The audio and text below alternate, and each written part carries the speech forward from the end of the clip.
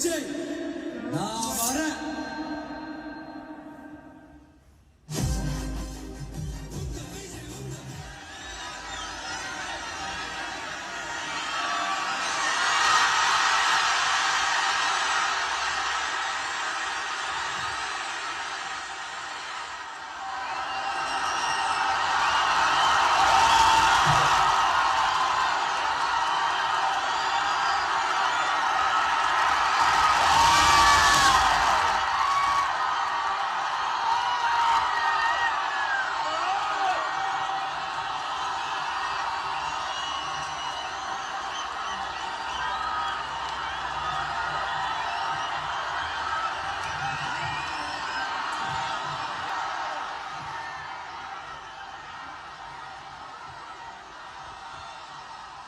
எல்லாருக்கும் வணக்கம்.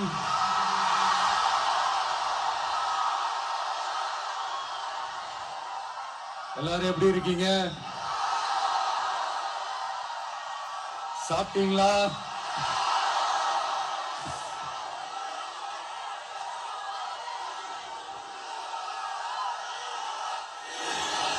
அண்ணா அவர்களுக்கு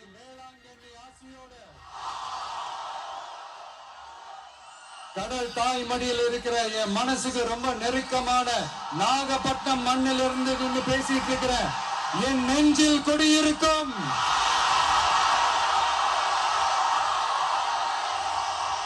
உங்கள் அனைவருக்கும் என்னைக்குமே ஒரு மீனவ நண்பனா இருக்கிற இந்த விஜயோட அன்பு வணக்கங்கள்.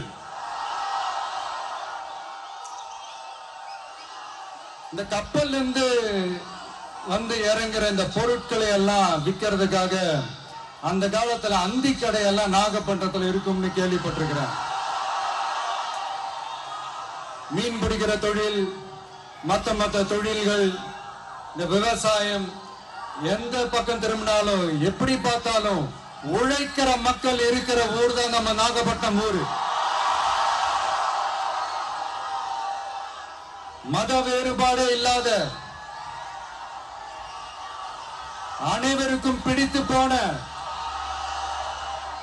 மத சார்பின்மைக்கு எடுத்துக்காட்டாக வாழ்ற உங்கள் அனைவருக்கும் மீண்டும் என்னுடைய சிரம் தாழ்ந்த ஸ்பெஷல் வணக்கங்கள்.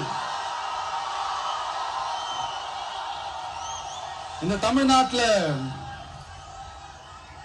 இந்த மீன் ஏற்றுமதியில 2வது இடத்துல இருக்கிறது நம்ம நாகப்பட்டினம் ஹார்பர் தான். ஆனா அங்க நவீன வசதிகளோட இந்த மீன் பதப்படுத்துற இந்த மாடர்ன் தொழிற்சாலைகள்லாம் இல்ல. அது மட்டும் இல்ல, இந்த அடிப்படை வசதிகள் கொண்ட இந்த வீடுகள்லாம் இல்லாம ரொம்ப அதிகமா இந்த குடிசை பகுதிகள் இருக்கிற ஊரு நம்ம நாகப்பட்டினம் ஊரு தான்.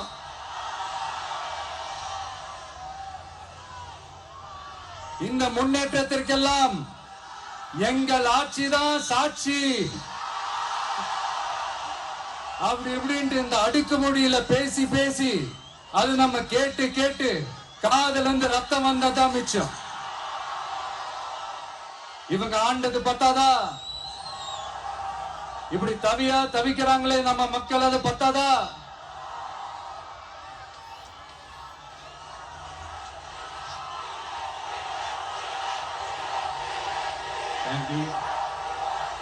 Thank you. இந்த இலங்கை கடற்படையால நம்ம மீனவர்கள் தாக்கப்படுறதையும் அதுக்கான காரணத்தை பத்தியும் அதுக்கான தீர்வை பத்தியும் நான் மதுரை மாநாட்டிலே நான் பேசியிருந்தேன். அது ஒரு தப்பா? மீனவர்களுக்காக குரல் கொடுக்கறதும் அவங்களோட நிக்கிறதும் நம்மளுடைய கடமை, நம்மளுடைய உரிமை. நான் என்ன இன்னைக்கு நேத்தாங்க அவங்களுக்காக குரல் கொடுக்கிறேன். இதே நாகப்பட்டினத்துல 14 வருஷத்துக்கு முன்னாடி 2011 February 22 இதே நம்ம மீனவர்கள் தாக்கப்பட்டதை கண்டிச்சு ஒரு பொதுக்கூட்டம் ஒண்ணு நடத்தணும் இல்லையா?